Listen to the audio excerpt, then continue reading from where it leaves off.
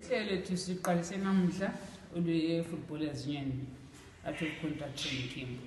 So besikhuthaza abadlali labana ama-contracts abasaphelayo ukuthi bebuye e-BF kusasa ngo-8 sizokuba lapha.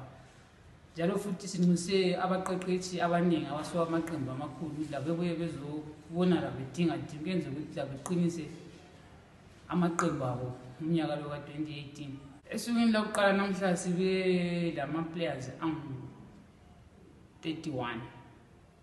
So sikhalela ukuthi kusasa inamba yethu ngani iyayengezeleleka. Njengoba okokuqala sasike sakhipha sihamba e-District Academy. Sagcina ngale sesingasayithola indawo ukuthi sisebenzisa sesithola iBarberfield Stadium. Njalo sibona ukuthi njalo futhi iBarberfield Stadium kuseduzane lamalokitshi amaningi. So ngiyakhuthaza labona nti beye ngale e-District Academy ukuthi kusasa buyani eBarberfield Stadium ngo-8 uhlelo lethu lukhona. Umnyaka lo ngowesi-5.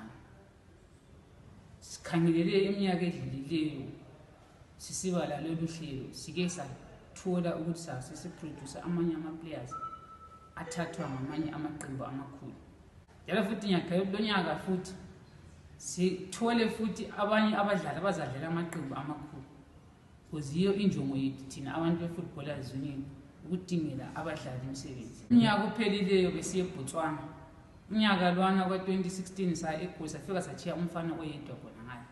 Lo nyaka sizakuya eGoli.